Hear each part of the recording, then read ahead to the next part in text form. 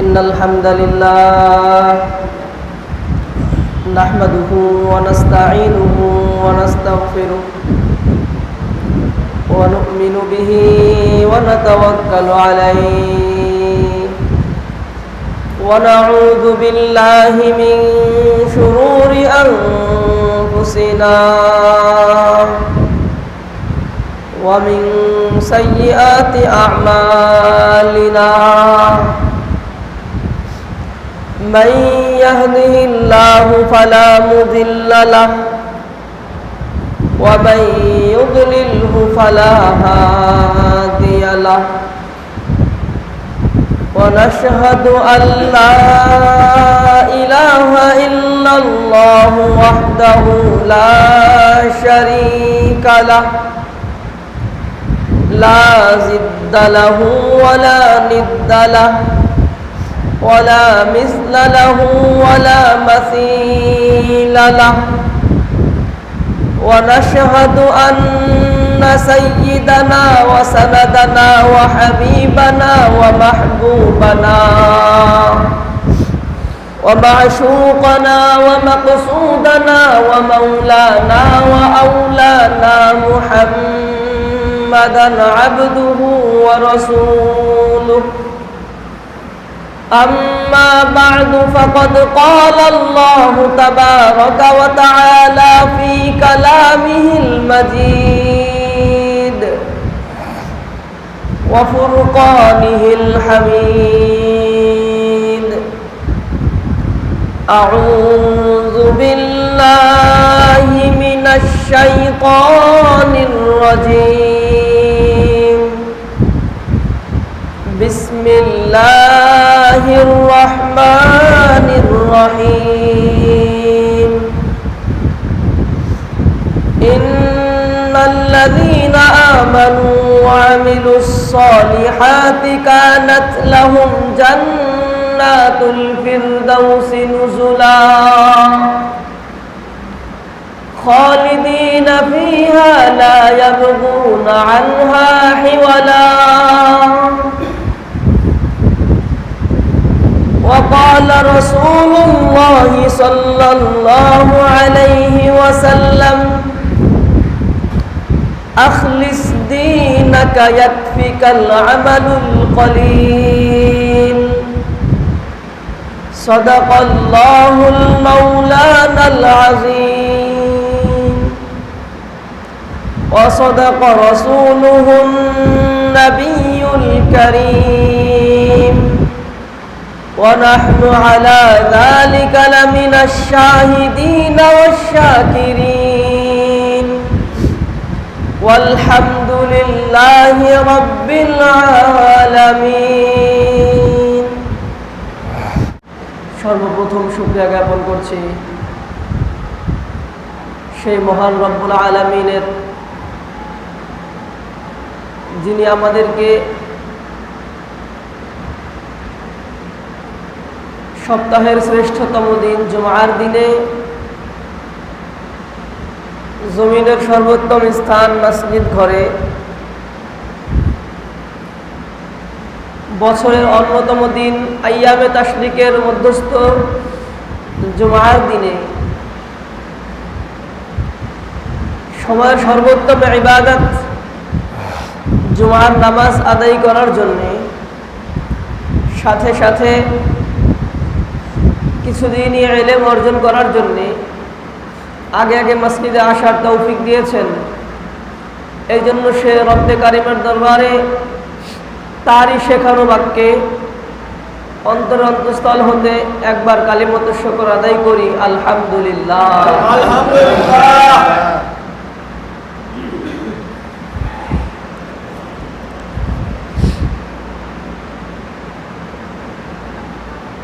আমি আপনাদের সামনে কোরআনে কারিম থেকে সূরাতুল কাহফ এর 107 ও 8 নম্বর আয়াত তেলাওয়াত করেছি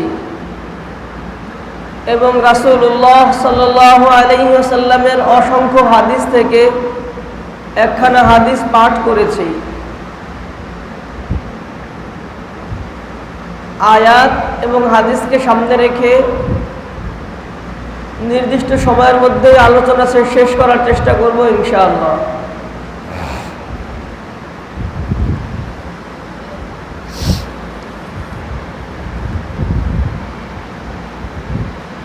আল্লাহ রাব্বুল আলামিন আমাদেরকে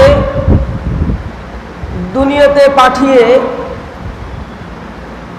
আমাদের গন্তব্য, আমাদের ঠিকানা জানিয়ে দিয়েছেন। আল্লাহ রাব্বুল আলামিন আমাদেরকে অবহিত করেছেন আমাদের গন্তব্য কোথায়।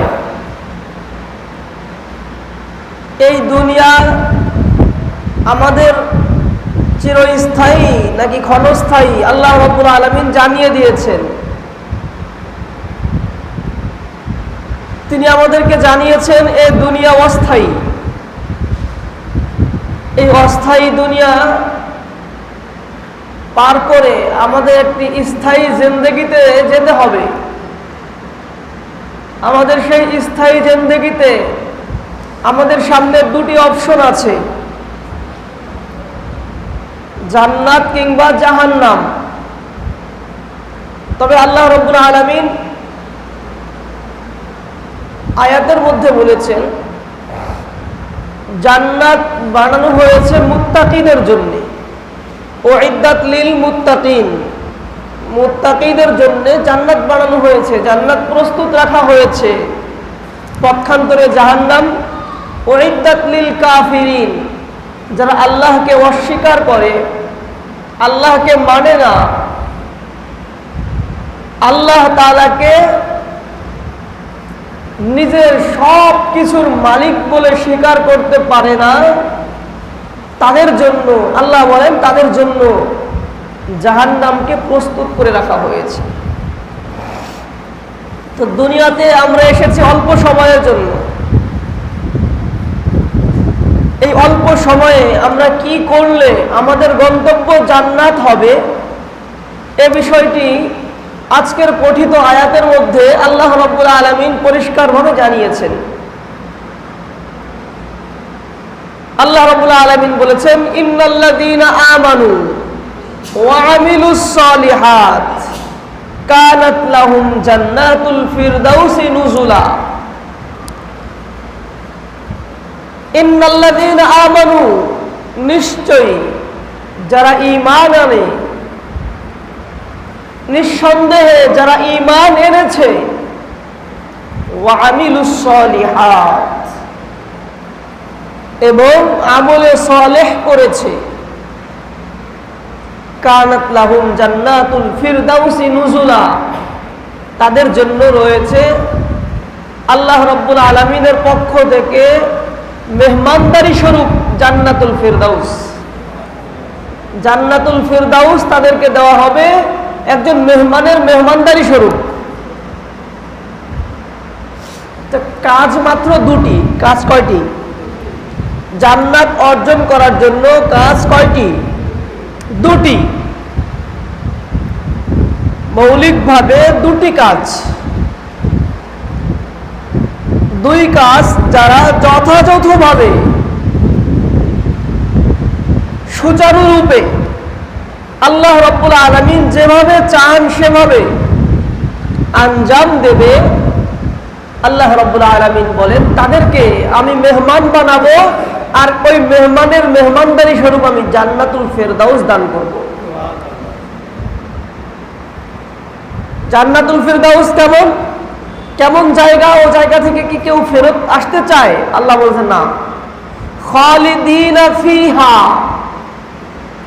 খালিদিনা ফিহা, ওই জান্নাতের মধ্যে, ওই জান্নাতুল ফিরদাউসের মধ্যে তারা চিরকাল থাকবে। যাদেরকে জান্নাতুল ফিরদাউস দেওয়া হবে তারা ওই জান্নাতুল ফিরদাউসের মধ্যে চিরকাল থাকবে। লা ইয়াবগুনা আনহা হিওয়ালা, লা ইয়াবগুনা আনহা হিওয়ালা, তারা ওই জাহান্নাম থেকে প্রস্থান করতে চাবে না, বের হতে চাবে না, চিরকাল ওখানেই থাকবে। তো আল্লাহ রাব্বুল আলামিন কাজ দিয়েছেন দুইটা। এই দুই কাজ যদি তুমি যথাযথভাবে করো, এই দুই কাজ যদি তুমি সুন্দরভাবে আঞ্জাম দাও, তাহলে তোমাকে জান্নাতুল ফিরদাউস দেওয়া হবে। দুই কাজের এক নম্বর কাজ হলো ঈমান। এক নম্বর কাজ কি? ঈমান। ইন্নাল্লাযীনা আমানু, যারা ঈমান এনেছে, এক নম্বর কাজ হলো ঈমান আনা। ওয়া আমিলুস সালিহাত, দুই নম্বর কাজ হলো আমলে সালেহ করা। এখন ঈমান কি জিনিস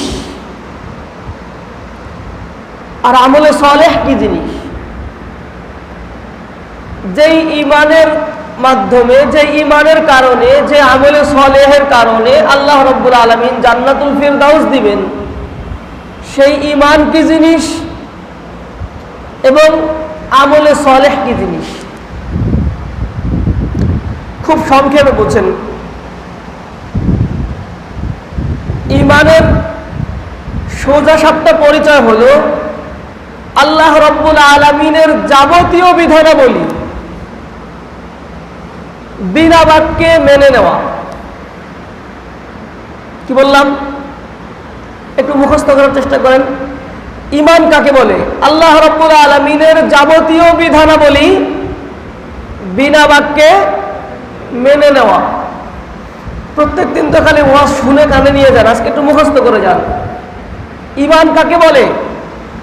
আল্লাহ রাব্বুল আলামিনের যাবতীয় বিধানাবলী বিনা বাক্যে মেনে নেওয়ার নাম হলো ঈমান।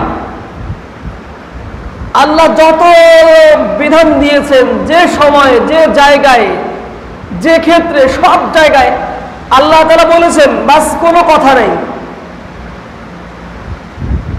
আল্লাহ তাআলার যাবতীয় বিধানাবলীকে বিনা বাক্যে মেনে নেওয়া।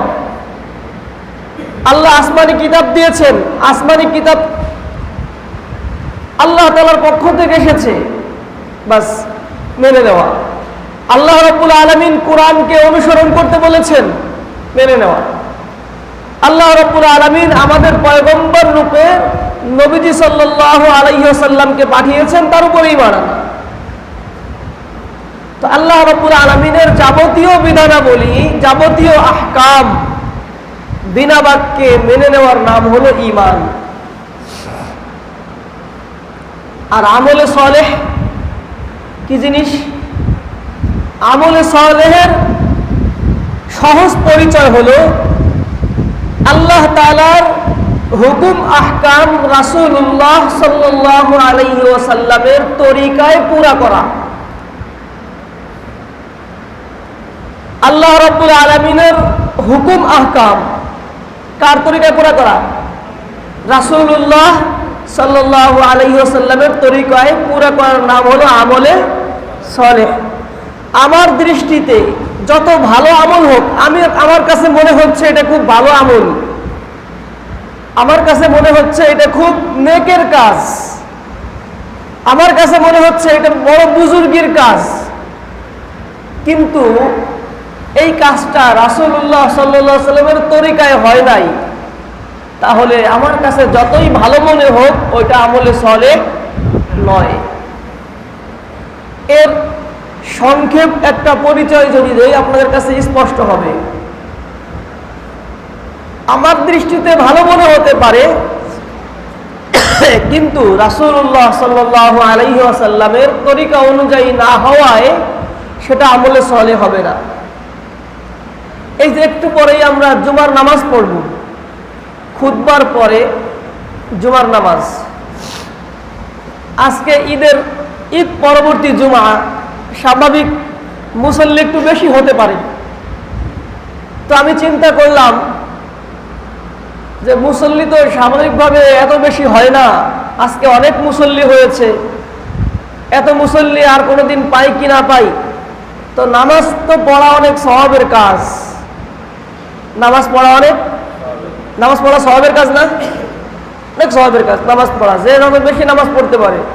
মুসলিম শরীফে একটা হাদিস এসেছে, এক সাহাবীকে নবীজি বলছেন, সাল মা শিইতা, তুমি আমার কাছে চাও তোমার যা মন চায় তাই চাও। তো ওই সাহাবী বলছেন, ইয়া রাসূলুল্লাহ, আমি আপনার কাছে একটা জিনিস চাই, আপনি কি আমাকে দিবেন? তুমি চাও, যা মন চায় চাও। তো ওই সাহাবী বলছেন, ইয়া রাসূলুল্লাহ, আমি জান্নাতে আপনার প্রতিবেশী হতে চাই। কি চাইছে? মুসলিম শরীফের হাদিসে এসেছে এই ঘটনা। ওই সাহাবী বলেছেন, ইয়া রাসূলুল্লাহ, আমি জান্নাতে আপনার প্রতিবেশী হতে চাই। তখন নবীজি বলেছেন, ঠিক আছে, ফাইন্নী আলা যালিকা বিকাসরাতিস সুজুদ। তুমি যে জান্নাতে আমার প্রতিবেশী হতে চাও, আমি যেন তোমাকে জান্নাতে আমার প্রতিবেশী বানাতে পারি, এই জন্য তুমি বেশি বেশি নামাজ পড়ে আমাকে সহযোগিতা করো। বেশি বেশি নামাজ পড়ে আমাকে কি করো? সহযোগিতা করো। তাহলে বেশি বেশি নামাজ পড়া ভালো কাজ না খারাপ কাজ? ভালো কাজ। তো এই হাদিস তো আমার জানা আছে। তো আমি চিন্তা করলাম আজকে বেশি নামাজ পড়বো।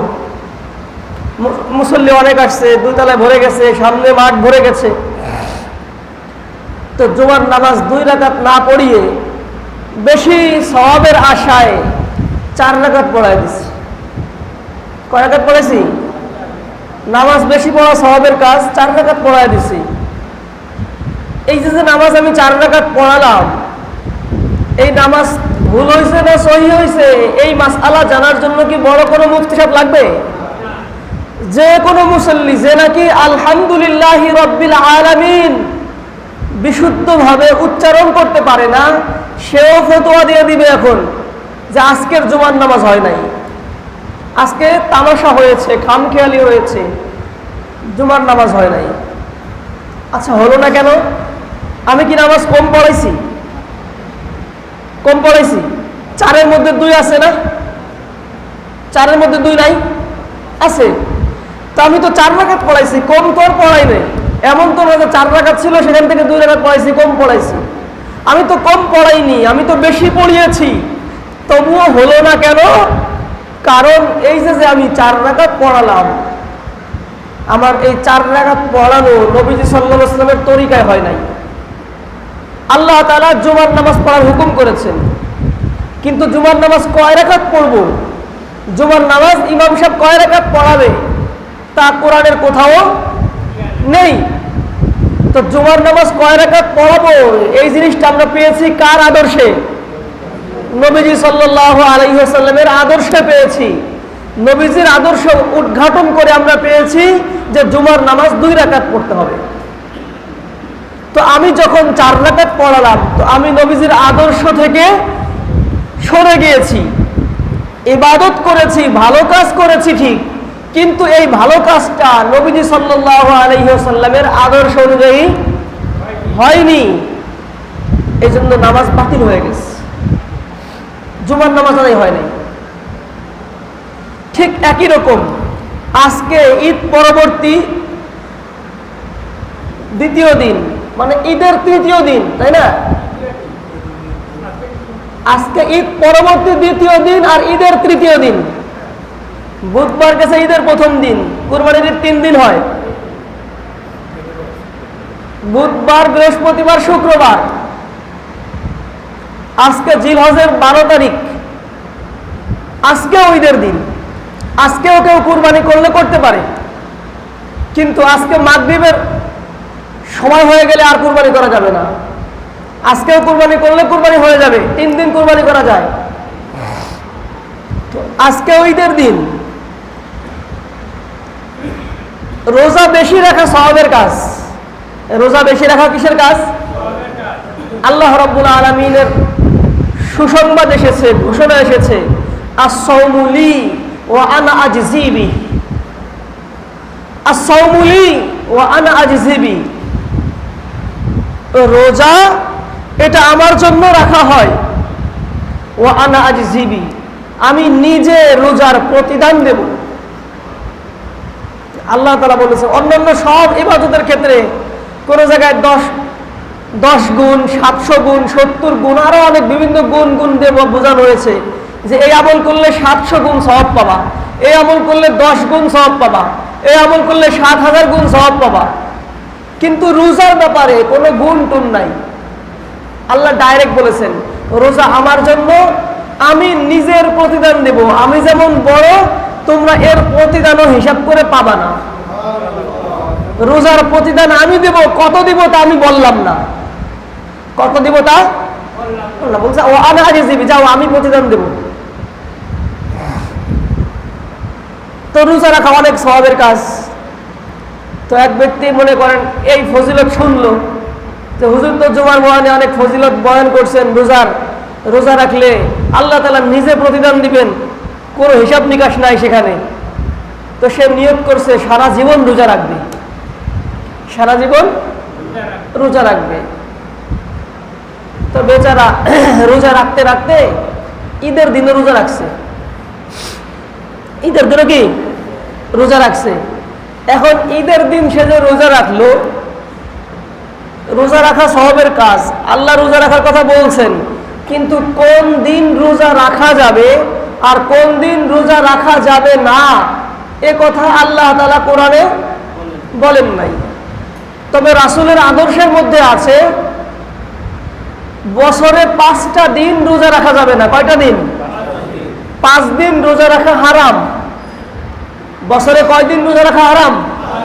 মনে রাখতে হবে কিন্তু বছরে 5 দিন রোজা রাখা হারাম। 2 ঈদে 2 দিন আর কুরবানির ঈদের পরের 3 দিন। কয়দিন হলো মোট? 5 দিন। ঈদুল ফিতর এবং ঈদুল আজহা, ঈদুল আজহার পরের দিন 11 তারিখ, তারপরের দিন 12 তারিখ, তারপরের দিন 13 তারিখ, এই মোট 5 দিন। 2 ঈদের 2 দিন, কুরবানি ঈদ পরবর্তী 3 দিন, এই মোট 5 দিন রোজা রাখা হারাম। নবীজি সাল্লাল্লাহু আলাইহি ওয়াসাল্লামের আদর্শের মধ্যে এসেছে, নবীজি বলেছেন এখানে এই দিনগুলো রোজা রাখা যাবে না। এখন এক ব্যক্তি রোজার অধিক ফজিলত দেখে সে সব একাকার করে ফেলছে, প্রত্যেক দিন রোজা রাখে, রাখতে রাখতে রাখতে রাখতে ঈদের নিষেধ দিনগুলো, যে দিনগুলো রোজা রাখা নিষেধ সে দিনগুলোতেও রোজা রেখেছে। এই ব্যক্তি ঈদের দিন রোজা রেখে সওয়াবের কাজ করেছে না গুনাহের কাজ করেছে? হারাম কাজ করেছে। কিসের কাজ করেছে? হারাম। রমজান মাসে একজন প্রাপ্তবয়স্ক বালেগ পুরুষের জন্য যেমন রোজা ছাড়া হারাম, রোজা না রাখা হারাম, কবিরা গুনাহ, ঠিক তেমনি ঈদের দিন রোজা রাখা হারাম, কবিরা গুনাহ।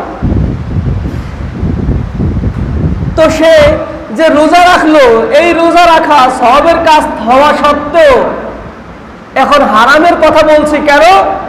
কারণ এই রোজাটা, ঈদের দিনের রোজাটা রাসূলের আদর্শ অনুযায়ী হয়নি।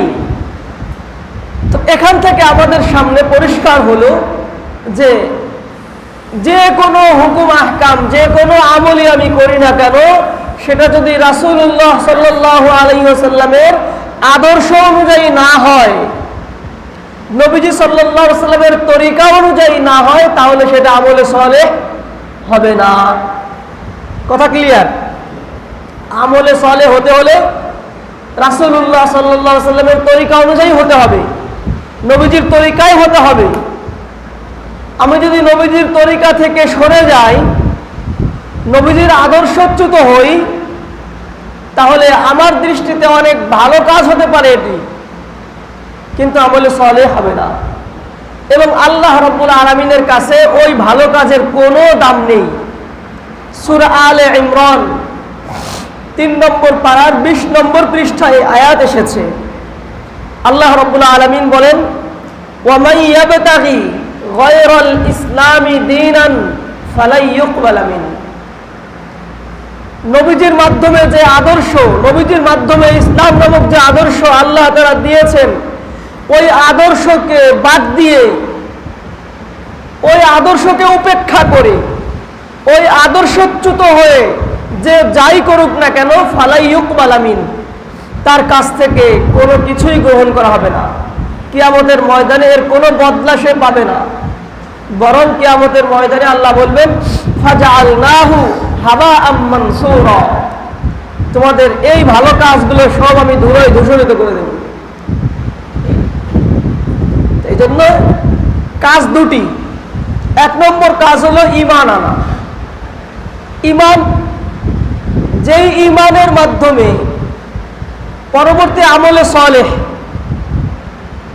কারো যদি ঈমান না থাকে, এক ব্যক্তির ঈমান নাই, বিলকুল ঈমান নাই, তার মুশরিক, বেঈমান, সে যদি আমাদের সাথে সাথে 5 ওয়াক্ত নামাজ ঠিক মতো পড়ে, লম্বা জুব্বা গায়ে দিয়ে পড়ে, পাগড়ি মাথায় দিয়ে পড়ে, কিন্তু সে কি মুশরিক, শিরিক করে, আল্লাহর সাথে অন্যকে শরিক করে, মূর্তি পূজা করে।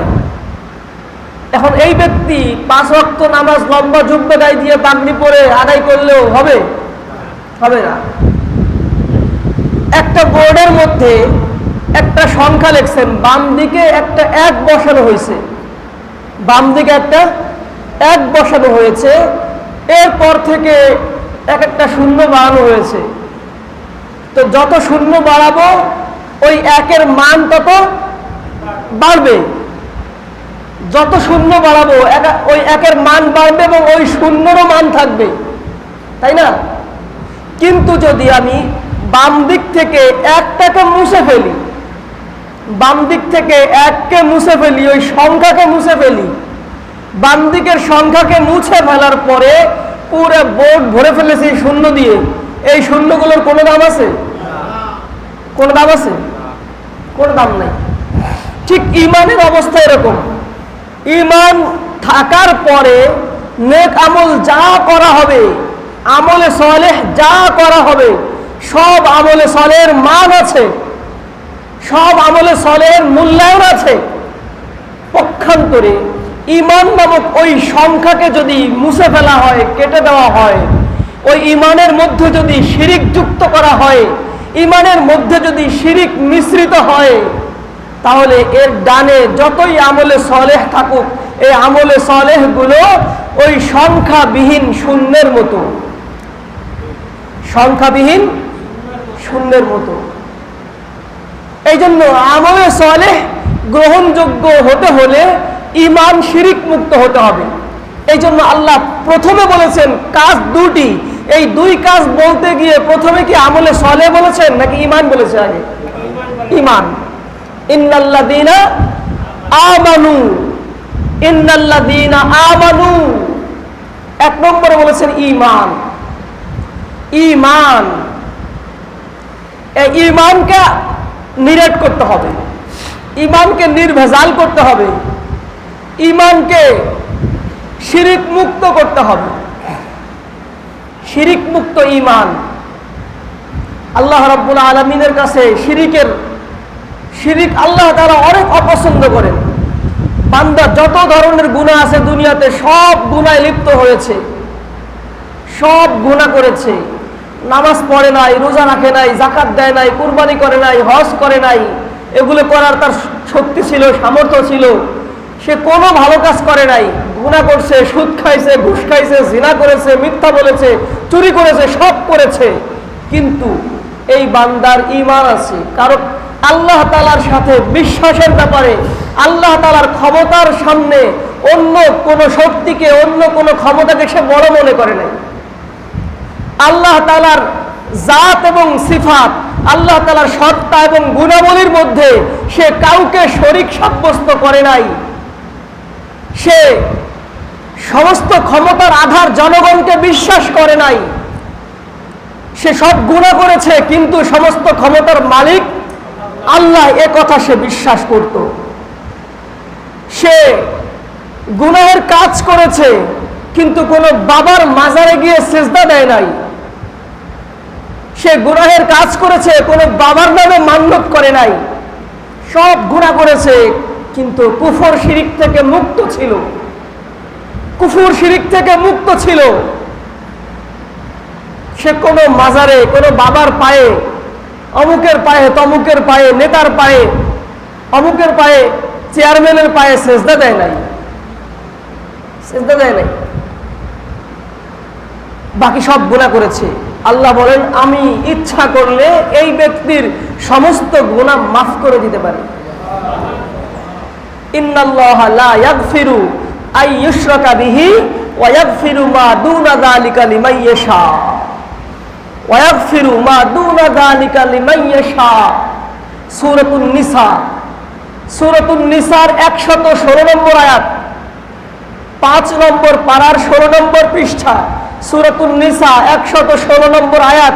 আল্লাহ বলেন, ইন্নাল্লাহা লা ইয়াগফিরু আইয়ুশরাকা বিহি ওয়া ইয়াগফিরু মা দুনা যালিকা লিমান ইয়াশা। শিরিক বাদে, শিরিক কুফর বাদে যত গুনাহ আছে, যত গুনাহ আছে, গুনার পাহাড় যদি কারো থাকে আমি ইচ্ছা করলে ওকে মাফ করে দেব। কিন্তু লা ইয়াগফিরু আইয়ুশরাকা বিহি, কিন্তু যদি কেউ আল্লাহর সাথে শরীক করে, আল্লাহর সাথে শরীক করে আর তওবা না করেই মারা যায়, এই অবস্থায় তার বাঁচার উপায় নাই, তার ক্ষমা হবে না কোনো, হোক না সে কোনো নবীর পিতা, হোক না কেন সে কোনো নবীর পুত্র, হোক না সে কোনো নবীর স্ত্রী, মাপ পাবে না। যদি সে শিরিক করে থাকে, যদি সে কুফরে লিপ্ত হয়ে থাকে আর তওবা না করে ওই অবস্থায় মারা যায়, সে নবীর পিতা হলেও ক্ষমা পাবে না। পাবে ক্ষমা? পাবে না। ইব্রাহিম আলাইহিস সালামের পিতার ব্যাপারে আয়াতের মধ্যে এসেছে, নবীজির হাদিসের মধ্যে এসেছে, ইব্রাহিম আলাইহিস সালামের পিতা কিয়ামতের ময়দানে ইব্রাহিম নবীর সামনেই তাকে জাহান্নামে ফেলা হবে। আল্লাহ তাআলা বলবেন, ইন্নী হাররামতুল জান্নাতা আলাল কাফিরিন। ইব্রাহিম আলাইহিস সালাম পিতার ব্যাপারে আল্লাহ তাআলার কাছে আবেদন করবেন, আল্লাহ আজকে আমি তোমার প্রিয় রাসূল, তোমার খলিল, আমার সামনে আমার পিতা জাহান্নামে যাবে, এর থেকে বেইজ্জত আমার আর কি হতে পারে, তুমি আমার পিতাকে মাফ করে দাও। আল্লাহ তখন বলবেন, ইন্নী হাররামতুল জান্নাতা আলাল কাফিরিন, আমি আমার সাথে যদি কেউ কুফরি করে, শিরিক করে, আমি তার উপরে জাহান্নামকে হারাম করে দেই। তোমার পিতা তো তাই করেছে, ক্ষমা চায় নাই আমার কাছে, দুনিয়াতে তওবা করে নাই, তার উপরে জান্নাতকে আমি হারাম করে দিয়েছি, জান্নাতের সুঘ্রাণও সে পাবে না, তাকে জাহান্নামে নিক্ষেপ করা হবে। কুফর এবং শিরিকে লিপ্ত হওয়ার কারণে নূহ নবীর পুত্র ক্ষমা পাবে না, দুনিয়াতেও মাপ পায় নাই। কিস্তিতে নূহ নবীর কওমকে আল্লাহ তাআলা উঠার জন্য বলেছেন। নূহ আলাইহিস সালাম বলেছিলেন, নিজের পুত্রকে বলেছিলেন, ইরকাব মা'না ইয়া বুনাইয়া ইরকাব মা'না ওয়ালা তাকুম মা'আল খাসিরিন। হে প্রিয় বৎস, আল্লাহ তাআলা আযাব দিয়েছেন, প্লাবন দিয়েছেন, তুমি এই কিস্তিতে আরোহণ করো, এই কিস্তিতে আরোহণ করো। আল্লাহ তাআলা ডাক দিয়ে বললেন, ইয়া নূহ ইন্নাহু লাইসা মিন আহলিক ইন্নাহু আমালুন গায়রু সালিহ। সূরা হুদ 12 নম্বর পারার 6 নম্বর পৃষ্ঠা আয়াত এসেছে। আল্লাহ রাব্বুল আলামিন বলেন, তখন নূহকে আমি বলেছিলাম, নূহ খবরদার, সে তোমার ঔরসজাত সন্তান হতে পারে, কিন্তু কুফর এবং শিরিক তার মধ্যে থাকার কারণে সে তোমার দলভুক্ত নয়, সে ক্ষমা পাবে না, তার ক্ষমা পাওয়ার কোনো অধিকার নেই, তওবা না করা পর্যন্ত সে ক্ষমা পাবে না। এই জন্য শিরিক মুক্ত হতে হবে। লূত আলাইহিস সালামের স্ত্রী নবীর স্ত্রী হওয়ার পরেও ক্ষমা পাবে না। আল্লাহ রাব্বুল আলামিন আয়াতের মধ্যে দৃষ্টান্ত দেখাইছেন, দরাবাল্লাহু মাসালাল লিল্লাযিনা কাফারু ইমরাআতা নূহি ওয়া ইমরাআতা লূত কানাতা তাহতা আবদাইনি মিন ইবাদিনা সালিহাইন ফাখানাতাহুমা ফালাম ইউগনিয়া আনহুমা মিনাল্লাহি শাইআ ফালাম ইউগনিয়া আনহুমা মিনাল্লাহি শাইআ। আল্লাহ তাআলা মিসাল পেশ করছেন, যারা দুনিয়াতে আল্লাহর দ্বীনের পথে চলে না, যে সমস্ত নারীরা ঈমানের পথে চলে না, কুফর শিরিক মুক্ত জীবন গড়ে না, তাদের ব্যাপারে মিসাল দিচ্ছেন। দরাবাল্লাহু মাসালাল লিল্লাযিনা কাফারু ইমরাআতা নূহ ওয়া ইমরাআতা লূত। নূহ আলাইহিস সালামের স্ত্রী এবং লূত আলাইহিস সালামের স্ত্রীকে দিয়ে মিসাল দিয়েছেন, তারা দুইজন কানাতা তাহতা আবদাইনি মিন ইবাদিনা সালিহাইন, দুইজন নেককার আল্লাহ তাআলার নৈকট্যধন্য দুই নবীর স্ত্রীর আসনে থেকেও তারা ভালো পথে চলে নাই, শিরিক মুক্ত হতে পারে নাই, কুফর মুক্ত হতে পারে নাই, যার কারণে তাদের কপালে ক্ষমা নাই, ক্ষমা নেই। এই জন্য আল্লাহ রাব্বুল আলামিন কাজ দিয়েছেন দুটি, মাত্র দুটি কাজ। ঈমান আনতে হবে, আমলে সালেহ করতে হবে। এই ঈমান সম্পূর্ণ ভেজাল মুক্ত ঈমান হতে হবে। যে কোনো পরিস্থিতিতে, যে কোনো অবস্থাতে, যে কোনো অবস্থাতে, যে কোনো হালাতে আমার ঈমান মজবুত রাখতে হবে। আমি যদি বুলেটের সামনে দাঁড়িয়ে আমার ঈমানকে হারিয়ে ফেলি, তাহলে আল্লাহর কাছে এই ঈমানেরও দাম নেই। সূরাতু হামিম সেজদা 24 নম্বর পারার 29 নম্বর পৃষ্ঠায়, 19 নম্বর পৃষ্ঠায়, 24 নম্বর পারার 19 নম্বর পৃষ্ঠায় আয়াত এসেছে। আল্লাহ বলেন, ইন্নাল্লাযীনা ক্বালু রাব্বুনাল্লাহ সুম্মা ইসতাকামু, ইন্নাল্লাযীনা ক্বালু রাব্বুনাল্লাহ সুম্মা ইসতাকামু। কেমন ঈমান আনতে হবে আল্লাহ তাআলা এখানে বলেছেন, তোমরা যে ঈমান আনবে, শুধু এই ঈমান যেন মুখে মুখে না হয়, এই ঈমান যেন শুধু মুখে মুখে না হয় আমি মুসলমান, আমি আব্দুর রহিম, আমার নাম আব্দুর রহিম, আমার বাপ আব্দুল করিম, আমার বাপের নাম আব্দুল গফফার, আমার বাপের নাম আব্দুল জব্বার। এগুলো দিয়ে ইসলাম পরিচয় হবে না, এগুলোতেই ইসলাম পরিচয় যথেষ্ট নয়। আব্দুল জব্বার তোমার নাম হতে পারে, কিন্তু তোমার কাজে আল্লাহ তাআলার সাথে শিরিক রয়েছে, তোমার কাজে আল্লাহ তাআলাকে অস্বীকার করা রয়েছে, তাহলে এই নাম দিয়ে পরিচয় পুরো হবে না। আল্লাহ তাআলা সূরা হামিম সেজদার এই আয়াতের মধ্যেই কথাই বলেছেন, ইন্নাল্লাযীনা ক্বালু রাব্বুনাল্লাহ সুম্মা ইসতাকামু। যারা আল্লাহর উপরে ঈমান এনেছে, একবার যারা ঈমান এনেছে, তাদের কাজ কি? এই ঈমানকে আল্লাহ রাব্বুল আলামিনের সামনে গ্রহণযোগ্য হিসেবে তুলে ধরার জন্য তাদের কাজ কি? তাদের কাজ হলো মৌত পর্যন্ত, যতদিন পর্যন্ত তার মৃত্যু না হবে, ওই মৃত্যু পর্যন্ত সুম্মা ইসতাকামু, এই ঈমানের উপরে, এই বিশ্বাসের উপরে আল্লাহ সব কিছু করনেওয়ালা জাত, আল্লাহ সব কিছুর মালিক, আল্লাহ তাআলার হুকুম ছাড়া কোনো কিচ্ছু হয় না। আল্লাহ তাআলার হুকুম ছাড়া আমি দুনিয়াতে আসতে পারিনি, আল্লাহ তাআলার হুকুম ছাড়া আমি সুস্থ থাকতে পারি না, আল্লাহ তাআলার হুকুম ছাড়া আমি অসুস্থ হতে পারি না। আল্লাহ রাব্বুল আলামিন যদি হুকুম না করেন, আমি অসুস্থতা থেকে সুস্থতা লাভ করতে পারি না। আল্লাহ রাব্বুল আলামিন যদি হুকুম না করেন, আজরাইল আমার সামনে আসবে না। আল্লাহ রাব্বুল আলামিন যদি আমাকে রিজিক না দেন, আমার যত ধন সম্পদ থাকুক না কেন, আমি রিজিক গ্রহণ করতে পারবো না। মৌত পর্যন্ত এই বিশ্বাসকে স্থাপন করা, এই বিশ্বাসকে নিজের মধ্যে ধারণ করা। আল্লাহ রাব্বুল আলামিন যদি হুকুম না করেন, আল্লাহ রাব্বুল আলামিনের যদি হুকুম না হয়, দুনিয়ার কোনো শক্তি, দুনিয়ার কোনো শক্তি আমার কোনো ক্ষতি করতে পারবে না, কোনো শক্তি পারবে না। সাহাবায়ে কেরামের ঈমান ছিল এরকম, সাহাবায়ে কেরামের ঈমান ছিল এরকম মজবুত। আল্লাহ রাব্বুল আলামিন এই জন্য আয়াতের মধ্যে ঘোষণা করেছেন, তোমরা ঈমান আনতে চাও, তোমরা কেমন ঈমান আনলে আমি খুশি হব, কেমন ঈমান আনলে আমি মালিক তোমাদের উপরে সন্তুষ্ট হব, তোমরা জানতে চাও? তাহলে শোনো, ইয়া আইয়ুহাল্লাযীনা আমানু আমিনু কামা আমানান নাস, আমিনু কামা আমানান নাস।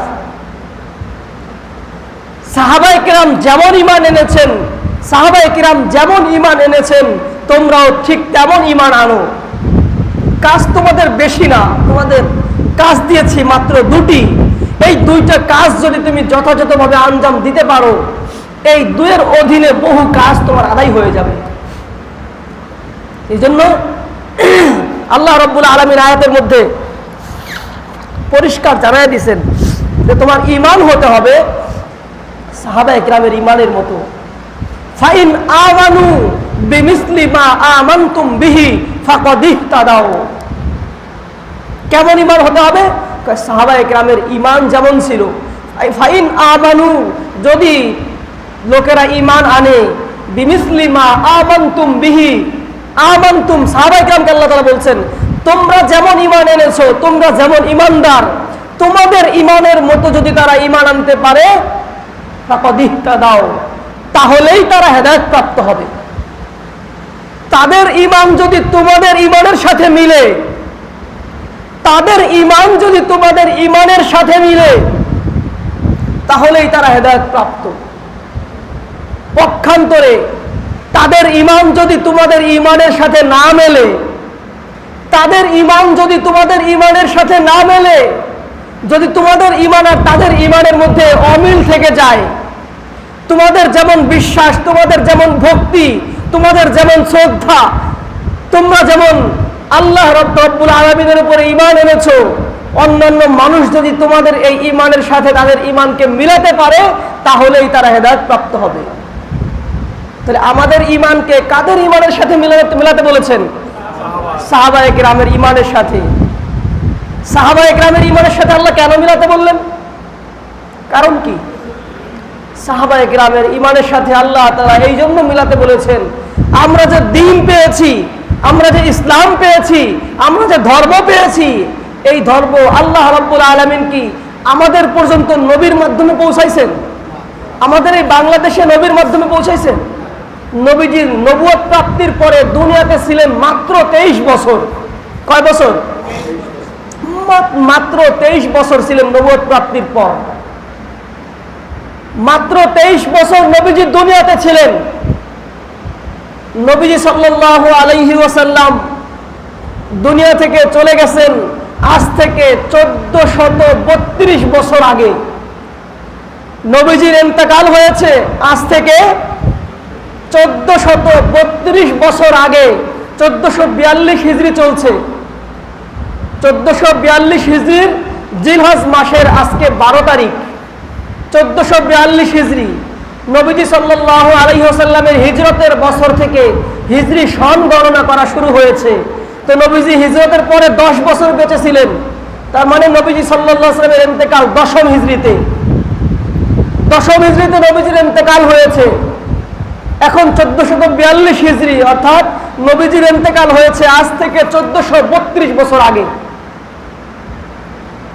মাত্র 23 বছরের জিন্দেগি ছিল নবুয়তের জিন্দেগি। এরপরে ক্রমান্বয়ে জামানার পর জামানা, যুগের পর যুগ ইসলাম পৌঁছেছে সাহাবায়ে কেরামের মাধ্যমে।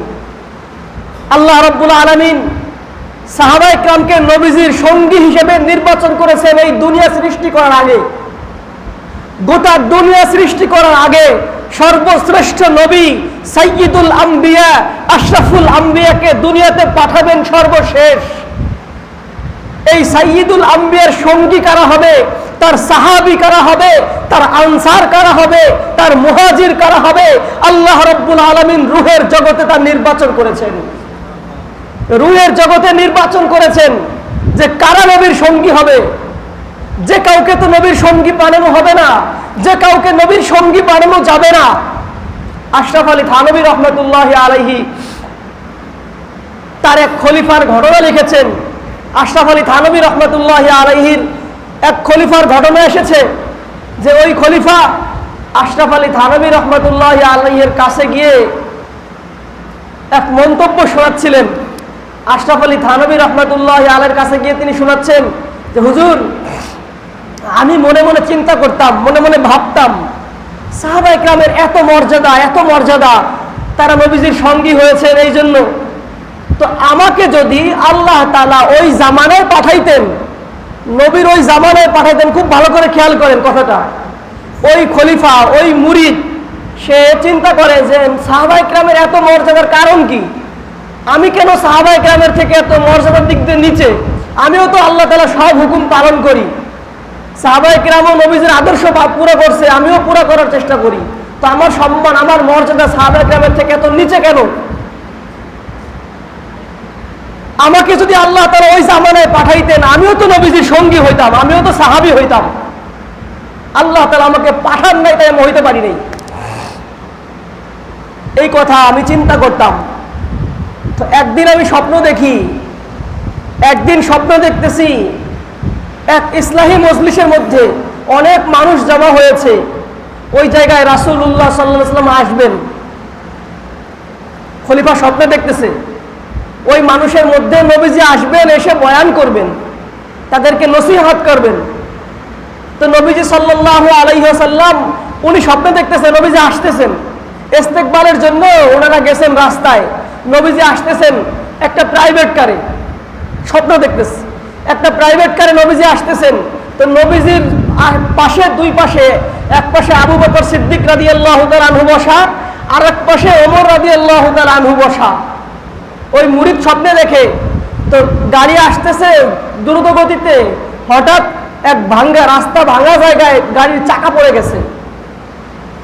এখন ওই ভাঙা জায়গা থেকে গাড়ি উঠানোর জন্য যারা ইস্তেকবালে ছিল সবাই ফিকির করতেছে নিচে কি দেওয়া যায়, নিচে কি কোন কাঠ দেওয়া যায়। তো এক একজন কাঠ দেওয়ার জন্য খুঁজতেছে। তো ওনারা কাঠের ফিকির করতেছে, নিচে কোনো গাছ দিয়ে বা কাঠ দিয়ে গাড়ির চাকা উঠে আনবে, এই ফিকির করতেছে। ওনাদের এই ফিকির করার মাঝেই সাথে সাথে আবু বকর এবং ওমর রাদিয়াল্লাহু তাআলা আনহুমা গাড়ি থেকে নেমে ওই চাকার নিচে শুয়ে পড়ছেন, আর চাকা তাদের উপর দিয়ে উঠে আসছে। বুঝতে পারছেন কথা? আবু বকর এবং ওমর রাদিয়াল্লাহু তাআলা আনহু চাকার নিচে শুয়ে পড়ছেন। ওই লোক স্বপ্নে দেখতেছে, ওনারা গাছ আর কাঠ আনার ফিকির করতেছে যার উপর দিয়ে চাকা আসবে।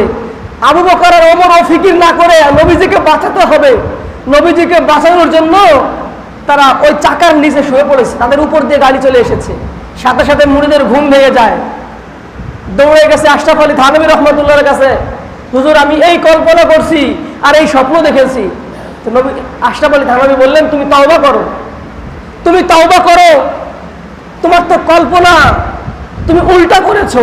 তোমার তো কল্পনা এমন হওয়া দরকার ছিল যে আল্লাহ তাআলা আমাকে একজন মুসলমানের ঘরে পাঠাইছেন, আমার বড় সৌভাগ্য। আমাকে যদি নবীজির ওই জামানায় পাঠাইতেন আর আমি আবু জাহেলের বাচ্চা হইতাম, আমি যদি উতবা সাইবা হইতাম, তাহলে আমার অবস্থা কি হইতো? ওই জামানায় তো আবু জাহেলকেও পাঠাইছিলেন, ওই জামানায় তো উতবা সাইবাকেও পাঠাইছিলেন, তারা তো ইমানদার হতে পারে নাই, সাহাবী হতে পারে নাই। তো সাহাবা ইকরামের কুরবানি, সাহাবা ইকরামের ত্যাগ এই উম্মতের জন্য অনুসরণীয়, এই উম্মতের জন্য অনুসরণীয়। সাহাবা ইকরামের কুরবানির বদৌলতে এই উম্মত ইসলাম পেয়েছে, দ্বীন পেয়েছে। সাহাবা ইকরাম যে যেমন সাহাবী হোক, আল্লাহ রাসূলের যে স্তরের সাহাবী হোক, আল্লাহ রাসূলের যে স্তরের সঙ্গী হোক না কেন, একদিন নবীজির সাথে সাক্ষাৎ হয়েছে, তার একদিন নবীজির সঙ্গ পেয়েছেন ঈমান অবস্থায়। তো এই ব্যক্তির মর্যাদা কেমন? এই গোটা উম্মতের সমস্ত মানুষের আমল যদি এক পাল্লায় রাখা হয়, আর ওই একদিন যে নবীজির সঙ্গ পেয়েছে ওই সাহাবীর আমল এক পাল্লায় রাখা হয়, এই গোটা উম্মতের আমলের মোকাবেলায় ওই এক সাহাবীর আমলের পাল্লা বেশি ভারী হবে। সাহাবায়ে কেরাম, এই জন্য আল্লাহ রাব্বুল আলামিন বলেছেন সাহাবায়ে কেরামের ঈমানের মতো তোমাদের ঈমান আনতে হবে। তোমাদের কাজ বেশি না, মাত্র দুটি কাজ। এই দুই কাজ যদি তুমি করতে চাও, এই দুই কাজ যদি তুমি করতে পারো, যথাযথভাবে তোমাকে জান্নাতুল ফিরদাউস দিব। তবে কাজ দিছি কম, এই অল্প কাজ যদি তুমি যেন তেনভাবে আদায় করো, আমি যেভাবে আদায় করতে বলেছি, যেভাবে ঈমান আনতে বলেছি, সেভাবে যদি তুমি ঈমান না আনো, সাহাবায়ে কিরামের পথ থেকে তুমি ভিন্ন পথ অবলম্বন করো, সাহাবায়ে কিরামকে আমি তোমাদের মাইল ফলক বানিয়েছি, সাহাবায়ে কিরামকে আমি তোমাদের আদর্শ বানিয়েছি, তুমি যদি সেই সাহাবায়ে কিরামকে ফলো না করো, সেই সাহাবায়ে কিরামকে অনুসরণীয় করে না রাখো, তাহলে তোমার ঈমান গ্রহণযোগ্য না। ফাইন আমানু বিমিসলি মা আমানতুম বিহি ফাকাদ ইহতাদাও। সাহাবায়ে কিরামের ঈমানের মতো ঈমান বানাও, সাহাবায়ে কিরামের ঈমানের মতো ঈমান বানাও। নবীজি সাল্লাল্লাহু আলাইহি ওয়াসাল্লামকে তো আল্লাহ তাআলা কুদরতি শক্তি দিয়েছিলেন, নবীজি সাল্লাল্লাহু আলাইহি ওয়াসাল্লামকে তো আল্লাহ রাব্বুল আলামিন এমন শক্তি দিয়েছিলেন যা এই উম্মতের কারো পক্ষে সম্ভব নয়। নবীজি সাল্লাল্লাহু আলাইহি ওয়াসাল্লাম এত বেশি রোজা রাখতেন যে সাহাবায়ে কিরামকে নিষেধ করতেন, তোমরা আমার মতো করো না। ইন্নাল্লাহা ইয়াসকিনি ইন্নাল্লাহা ইয়ারযুকুনি ওয়া ইয়াসকিনি। আল্লাহ তাআলা তো আমাকে কুদরতিভাবে রিজিক দেন, কুদরতিভাবে আমাকে পান করান, আমি তোমাদের মতো এত দুর্বল হই না। তো সাহাবায়ে কিরামকে নবীজি শিখিয়েছেন যে তোমরা শিখে রাখো, মানুষ তোমাদেরকে অনুসরণ করবে, তোমরা শিখে রাখো, মানুষ তোমাদেরকে অনুসরণ করবে। সাহাবায়ে কিরামকে আল্লাহ রাব্বুল আলামিন নবীজি সাল্লাল্লাহু আলাইহি ওয়াসাল্লামের সান্নিধ্যে রেখে রেখে এই উম্মতের মানদণ্ড বানিয়েছেন। কিয়ামত পর্যন্ত তো আর কোনো নবী আসবে না, কিয়ামত পর্যন্ত কোনো নবী দুনিয়াতে আসবে না। নবী তো একজনই এই উম্মতের জন্য এসেছেন, এই গোটা উম্মতের জন্য একজনই নবী এসেছেন। এই একজন নবী যে আমল করবে, তার কাছ থেকে, তার আমল দেখে দেখে, তার মুখ থেকে শুনে শুনে সাহাবায়ে কিরাম শিখবে। গোটা সাহাবায়ে কিরাম, লক্ষাধিক সাহাবায়ে কিরাম শিখে শিখে এই পুরো দুনিয়াবাসীর কাছে ছড়িয়ে দিবে। পুরো দুনিয়াবাসীর কাছে ছড়িয়ে দিবে। এই জন্য আল্লাহ রাব্বুল আলামিন সাহাবায়ে কেরামকে নির্বাচন করেছেন, নবীজির সঙ্গী রূপে নির্বাচন করেছেন, নবীজির সাথী রূপে নির্বাচন করেছেন, এই উম্মতের কাছে ইসলামকে এবং এই উম্মতের কাছে দ্বীনকে নির্ভেজাল রূপে নবীজির আদর্শকে পৌঁছানোর জন্য সাহাবায়ে কেরামকে মনোনীত করেছেন।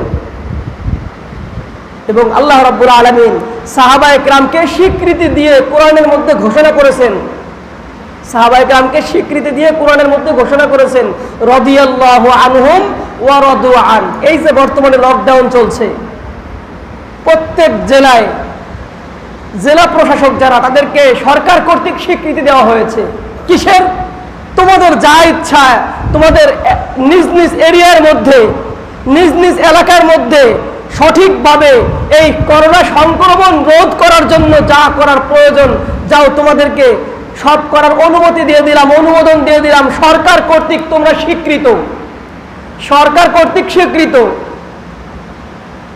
এই স্বীকৃতি প্রাপ্তরা কোনো সিদ্ধান্ত নিলে জনগণ কিছু বলতে পারবে না, কারণ তাদেরকে স্বীকৃতি দিয়েছে সরকার।